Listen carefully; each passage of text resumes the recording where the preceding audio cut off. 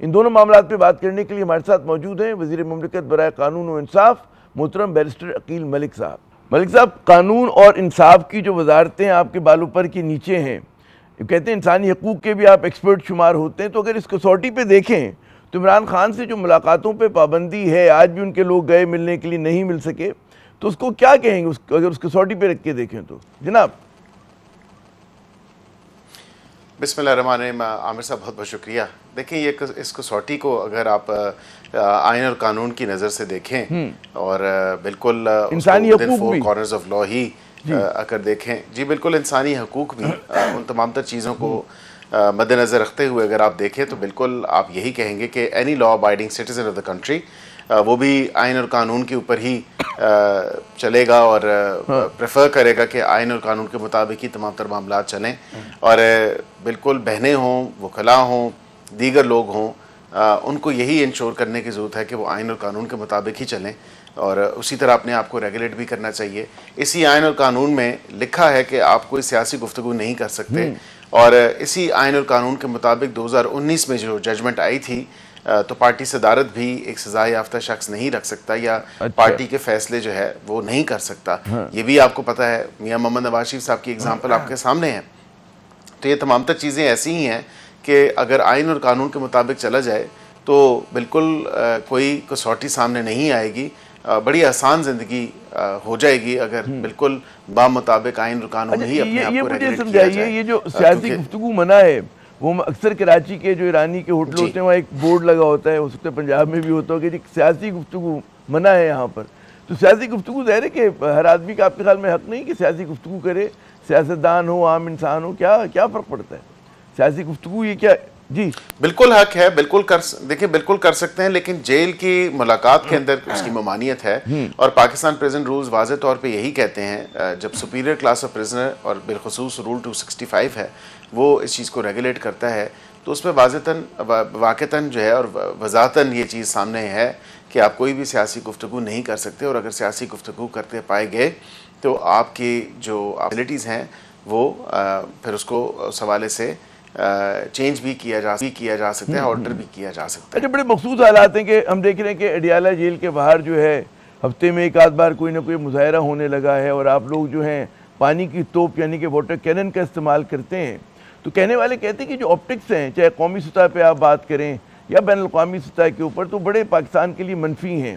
और क्या इन चीज़ों से बचा जा सकता है, बचा जाना चाहिए या नहीं? इससे बचने के लिए क्या करना होगा? देखें, जब नफरी का इस्तेमाल होता है डिस्पर्स करने के लिए, इंतशार या फैलाने वाला जो टोला है वो हर दफ़ा चला जाता है अडयाला के बाहर और जिस हवाले से जिस किस्म की वहाँ पे लॉ एंड ऑर्डर की सिचुएशन क्रिएट करते हैं, एक सिक्योरिटी सिचुएशन क्रिएट करते हैं, फिर वहाँ पे धरना दे देते हैं, वहाँ के लोगों की, वहाँ के रिहायशों की जो ज़िंदगी है वो अजीरन कर देते हैं।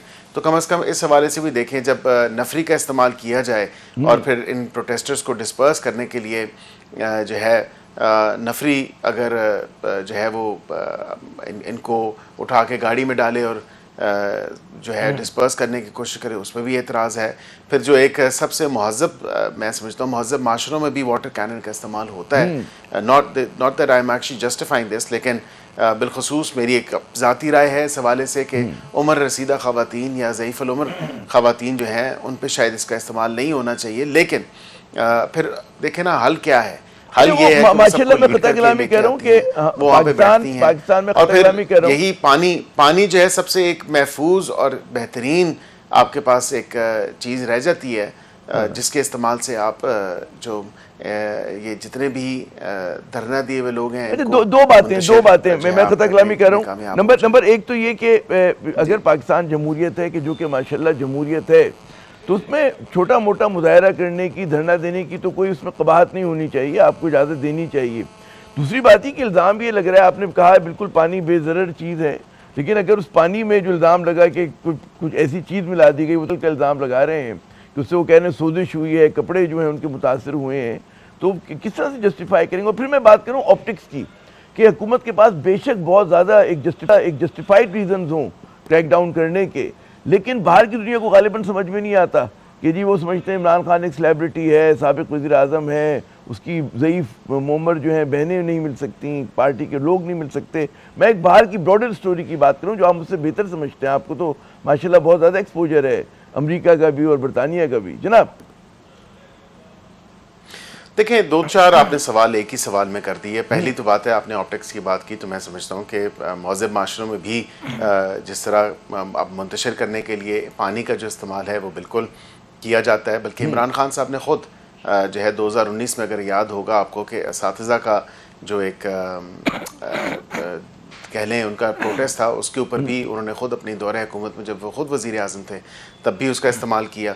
तो ये तो नहीं है कि अगर इन पे अब इस्तेमाल हो रहा है और एक बिल्कुल ऐसा कह लें बग़ैर किसी नुकसान दिए जो एक आपने डिस्पर्स करना होता है, तो उसके लिए सबसे एक बेहतरीन तरीका यही है। और जो इल्ज़ाम लगाया हुकूमत पे कि शायद हुकूमत ने उसमें कुछ ऐसा केमिकल मिलाया, एक तो ठंड बहुत है, इस्लामाबाद की सर्द रातें हैं, इस्लामाबाद रावलपिंडी की, और इन सर्द रातों के उस पहर में आप ये भी देखें कि सर्दी ज़्यादा होती है और ठंडा पानी जब पड़े तो वैसे ही हाथों पे जलन शुरू हो जाती है।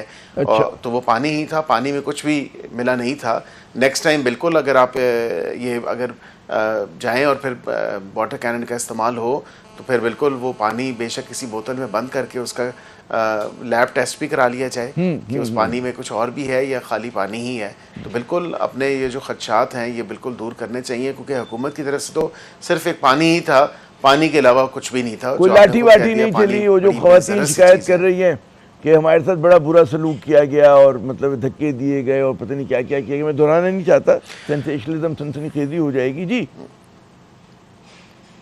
जी बिल्कुल आप ठीक कह रहे हैं कि आप देखें ना, नफरी का इस्तेमाल तो नहीं किया गया और इनको डिस्पर्स भी करना चाहिए, क्योंकि वहाँ पे दफ़ा 144 है और वहाँ पे जब दफ़ा 144 है तो फिर 2 या 3 से ज़्यादा लोग वहाँ पे नहीं जमा हो सकते। ये तो पूरे जत्थों के साथ जाते हैं वहाँ पे और वहाँ पे जाके फिर धरना भी दे देते हैं, जिसकी इजाज़त नहीं है। और एहतजाज की जहाँ पे बात की तो बिल्कुल मौज़म माशरों में एहतजाज भी होता है, लेकिन एहतजाज का भी कुछ सिर पैर होता है। इस जमात के लोगों का तो हमने देखा कि एहतजाज का कोई सिर पैर नहीं, ना कोई इजाज़त है, ना ही जो है इजाज़त लेने की जो है कोशिश भी की जाती है। अच्छा। अब अडयाला ही क्यों, कहीं और पूरा इतना मुल्क पाकिस्तान है, कहीं और जाके करें।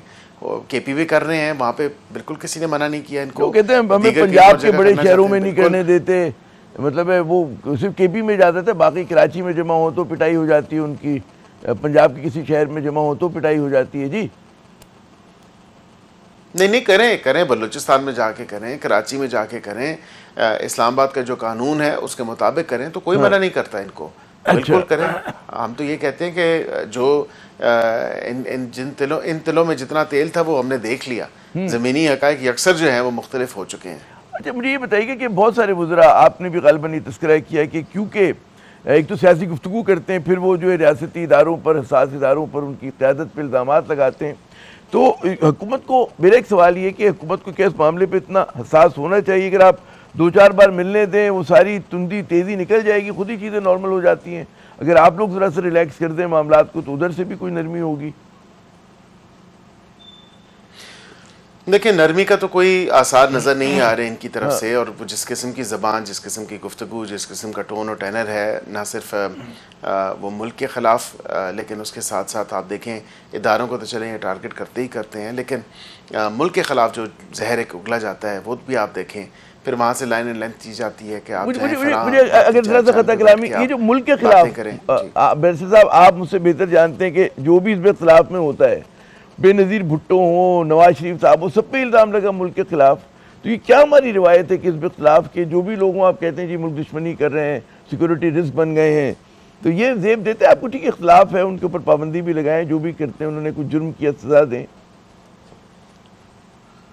देखें, बिल्कुल मैं ये समझता हूँ कि जो अगर मुल्क के ख़िलाफ़ ज़बान इस्तेमाल की जाती है तो बिल्कुल उसको रोकना भी ज़रूरी होता है। ये होता है, ये तो नहीं हो सकता कि आप पाकिस्तान में सियासत करें, आप पाकिस्तान की जो है ज़मीन को इस्तेमाल करें और आप कहें कि जी मैंने यहीं से सियासत भी करनी है, यहीं से पॉपुलैरिटी भी गेन करनी है, लेकिन उस मुल्क को ही उल्टा जो है बुरे भरे अल्फाज में जो है आप अपनी ट्वीट्स के थ्रू या अपने बयानात के थ्रू हुकूमत को करते हैं ना, वो तो ऐसा मुल्क में तो फ़र्क है। मैं I am being trying to be devil's advocate, हुकूमत और मुल्क में देखिए आप और मैं बैठे हैं ना, Please, I know, absolutely. I can understand that you are trying to get the perspective from the other side और आप devil's advocate play करके वो perspective लेना चाह रहे हैं। मैं इसीलिए आपको कह रहा हूँ, आप 525 tweets उठा के देखें तो मुझे बताएं कि मुल्क के मफाद में कौन सी बात की गई। अगर मुल्क के खिलाफ आप कह रहे हैं कि नहीं बात की गई या की गई है तो वो उस हवाले से शायद नहीं होगी, तो मुल्क के बेनिफिट में क्या बात की गई है? मुल्क के बेनिफिट में तो कोई बात नहीं हुई। और इफ़ एनीथिंग इदारों को तो चलें आप टारगेट करते ही करते हैं, इदारों के सरबराहान को टारगेट करते ही करते हैं, हुकूमत को टारगेट करते ही करते हैं। उस सबसे प्रॉब्लम इतना नहीं है, प्रॉब्लम सिर्फ और सिर्फ ये है कि जब आप मुल्क के खिलाफ अपनी बहनों को भी इस्तेमाल करें, आप क्या खुद मुल्क के खिलाफ को भी ऐसी हमें भी एजुकेट करें, क्या यानी कि हमारे जो नाजरीन हैं देखने वाले कि क्या मुल्क के खिलाफ आप समझते हैं कि पिन पॉइंट करें, हाईलाइट करें? नाजरीन बहुत नहीं, नाजरीन बहुत मामला फहम है और नाजरीन बहुत माशाल्लाह बड़ी अच्छी तरह उनको बखूबी वाकिफ़ है। वो तमाम तर वो ट्वीट्स भी देखते ही होंगे जो 525 ट्वीट्स हुई, उनका तज़किरा, उनका जिक्र जो है हर टीवी शो में भी आप करते रहते हैं।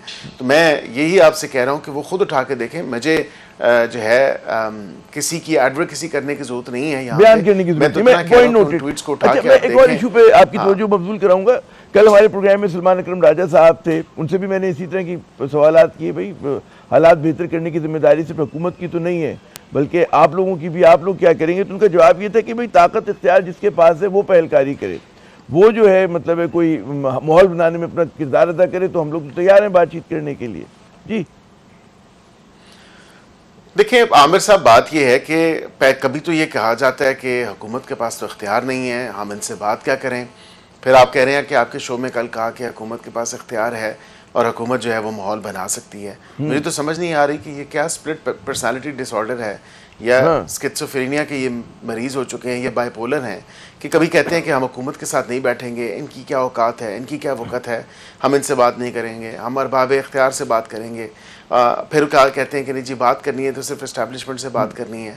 वहाँ से जवाब मिलता है, वहाँ से कहा जाता है कि आप सियासतदान आपस में बैठें, हमारा ना कोई सियासी मैंडेट है, ना कोई हमारा सियासी मामला है, आप लोग आपस में करें। फिर हुकूमत जो है मुतअद्दिद बारहा दफ़ा, हमने कितनी दफ़ा दावत दे दी इनको, लेकिन इनके बिल्कुल जो तेवर हैं वो भी आपके सामने हैं। ये नहीं बैठना चाहते, ना मुल्क की खातिर बैठना चाहते हैं, ना पाकिस्तान को इस्तेकाम दिलाने की खातिर बैठना चाहते हैं, अपना किरदार अदा करना चाहते हैं। तो फिर ये करना क्या चाहते हैं? अगली दफ़ा आप अपने शो में कोई भी पीटीआई का ऐसा लीडर आए, आप उससे ये ज़रूर सवाल रखें कि अब आप किसके साथ बैठना चाहते हैं। कमेटियां तो वहाँ पे मौजूद हैं, इख्तियार भी दे दिया आपने। उनका कहना है कि जी वो आप जब हुकूमत के साथ बैठते हैं तो वो इजाज़त लेने कहीं और जाते हैं। तो खैर कन्फ्यूजन है, मेरे ख्याल में आप सियासतदानों का काम है कि आपस में मिल बैठ कर बातचीत करें। मुझे बताइए कि अब कल भी हम देख रहे हैं कि जो परसों मुजाहरा हो उसके बाद 400 लोगों के खिलाफ जो मुकदमात दर्ज हुए, दहशतगर्दी तक की दिफात लगी हैं। किस तरह से ये जो सियासी आंच मुसलसल बढ़ रही है, एक हम सुनते हैं ग्लोबल वार्मिंग और हमारे मुल्क में माशाल्लाह पॉलिटिकल वार्मिंग, तो ये पॉलिटिकल वार्मिंग कम करने के लिए क्या करना चाहिए? अगर आप लोग इसी तरह मुकदमात करते रहे, मुजाहरे करने के ऊपर दहशतगर्दी की दिफात लग रही होंगी और मतलब ख़तरनाक किस्म की और मुझे नहीं पता क्या क्या होती हैं, तो मामला कैसे हल होंगे? जी इसका वाहिद रास्ता मुज़ाकरात ही हैं, बातचीत ही है, डायलॉग है, डिस्कोर्स है, और जो ये करने के लिए तैयार नहीं है तो इसलिए बात आगे कैसे बढ़ेगी? अब यहाँ पे आपने 400 लोगों की बात की, तो ये वहाँ पे जब धरना देने आए और प्री प्लानिंग के साथ आए, फिर ये अपने साथ जो है पेट्रोल बॉम्ब भी लेके आए, इसी वाले से वो FIR दर्ज की गई। तो कम से कम ये भी तो देखें ना कि जिस तरह ये पूरा एक एमिनेशन के साथ आते हैं, तो वहाँ पे जो एक already existing law and order की सिचुएशन है या सिक्योरिटी सिचुएशन में, उसको ये फर्दर जो है सप्लीमेंट करते हैं उस तमाम तर चीज़ को, और ज़्यादा जो है वॉलेटाइल बनाने की कोशिश करते हैं। कहना ये कि जैसे आप लोगों ने कल जो है परसों 400 लोगों पे मुकदमा दर्ज किए, फिर हम देख रहे हैं कि वज़ीर आला सुहेल आफरीदी को जो है माशाल्लाह इश्तहारी देने की कार्रवाई का आगाज़ हो गया है और उनके नोटिस चस्पा किए जा रहे हैं। तो जब आप हिज़्ब इख्तिलाफ को दीवार से लगा देंगे या दीवार से चुन देने की कोशिश करेंगे, तो उसके बाद वहाँ से भी कोई फूल तो नहीं आएंगे ना, फिर वहाँ से भी फिर इल्ज़ामात होंगे और इसी तरह की बातें होंगी जिससे आपकी शिकायत है। जी देखिए, आप अगर ये कह रहे हैं कि कानून को जो है वो पॉज कर दिया जाए या क्रिमिनल प्रोसीडिंग्स किसी के ख़िलाफ़ जो है या इन्वेस्टिगेशन जो है उसको रोक दिया जाए जस्ट बिकॉज मुज़ाकरात का अमल शुरू है, तो ऐसा तो नहीं है। कानून तो अपना रास्ता खुद बनाता है।